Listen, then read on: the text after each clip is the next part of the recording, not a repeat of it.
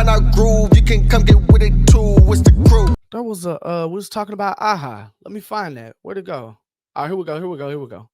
I wasn't done. CHH really looked like it's missing that aha Gazelle boat, and I'm mad about how quiet we are about him. We let him pass through. A shame. He the new GOAT to me. See, I feel this. I do. Because Nas doing very well. Gazelle has had his records play on Madden. So Gazelle is not hurting that Christian hip hop media isn't covering him as much as they do anybody else. But I will say the stint that Christian hip hop oftentimes go through what I like to call eras, like different artists and different producers. If your stamp is big enough, you have an era. Lecrae had an era. Black Knight, Brandon, now known as Brandon P, definitely had an era. If you know anything about Christian hip hop and you was around at that time, you couldn't have a record. There was not a record that did not have the It's the Black Knight sound tag at the end of it, on top of how much music RPSMG was putting out at the time and all of that. So when Aha Gazelle got signed to Reach Records, this was at the point of Reach was kind of getting to that point where people were wondering if being signed to Reach Records was still worth it, right? If it still kind of had that same status to it. And Aha Gazelle was able to prove that being signed to them, your audience, your reach, no pun intended, is greater than you just being a Christian hip hop artist within the space. Now, obviously, I think a lot of people would say that has changed. Getting a part of the Reach playlist, the 23 Reach playlist, or any Reach playlist for that matter, is amazing. You know what I'm saying? It definitely can do something for your career still. It is probably one of the best forms of marketing within the Christian hip hop space.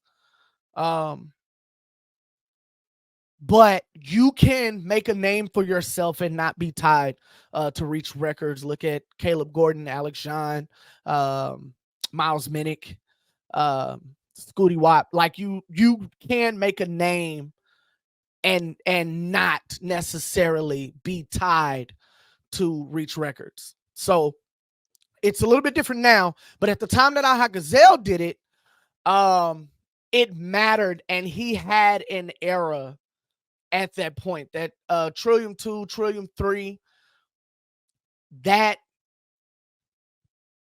whole Trillium series, even Trillium 1, is an era. But him being signed to Reach Records is what made me want to go and listen to Green Beans and Tuna. Is what made me want to go and listen to Trillium 1, right? And it seemed like he was everywhere. He was being featured on everything. He was pulling up with every artist everywhere. So, and there was this big controversy of him not knowing what Christian hip hop was, you know, but Reach Records had the best deal for him and he had other offers. Like, that's what all of that was. And so he had an era, that time frame, whatever couple of years that was the Aha Gazelle era. Even after he had left Reach Records, he was still hot. So it does suck that he doesn't get mentioned in a lot of these Christian hip hop debates or even in a lot of this Christian hip hop coverage. But he's not hurting for it. Now, we should do better. I said something recently where I said I wanted to do better as a Christian hip hop industry. I told you guys, or as someone within the Christian hip hop industry, I told you guys that The whole reason why we do this, and the people that we're here for, right? So I made a statement that I wanted to make sure that we did a better job, and I think Christian hip hop as a unit should do a better job of not throwing the former Christian hip hop artists away. I have really good relationships with a few Christian hip hop artists that haven't that don't do Christian hip hop no more, or does something along the lines of mention God every now and again. But what I've seen Christian hip hop media do is, and we're guilty of it too.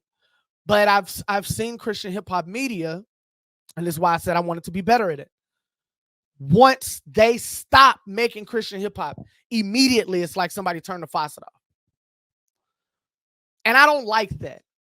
I don't like that because I feel like that you're basically telling that person that the only reason why we had a relationship is because we like the same things. And that's elementary, right?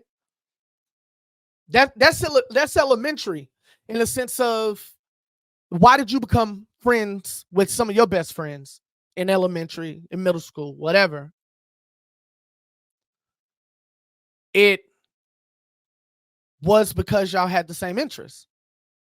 Cars, dolls, whatever the case is, that's why you created a friend. So if that is what Christian hip hop media is doing, or Christian hip hop as a community is doing, that's elementary.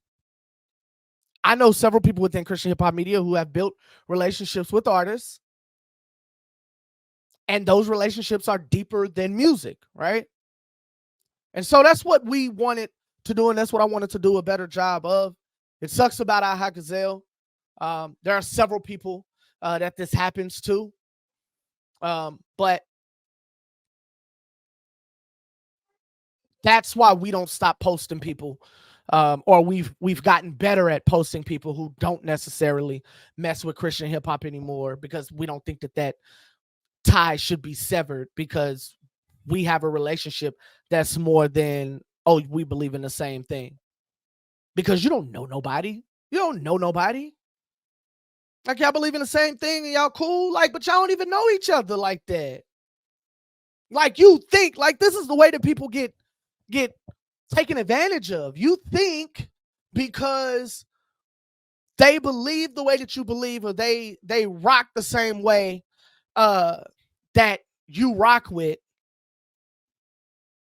y'all are cool. But the second that someone leaves, like, you know what I'm saying? I just cut the tie. Yeah, B plus. Appreciate you for being here, bro. Thank you, man.